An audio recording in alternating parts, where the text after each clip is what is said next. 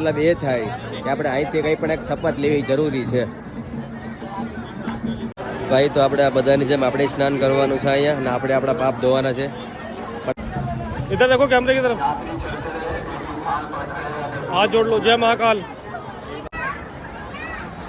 તો ભાઈ ફાઇનલ અત્યારે આપણે ગંગામાં સ્નાન કરી લીધું છે ભાઈ. આપણે તો અહીંયા બધા પાપ ધોઈ નાખ્યા. હવે તમે બધા ક્યારે હરિદ્વારમાં આવવાના?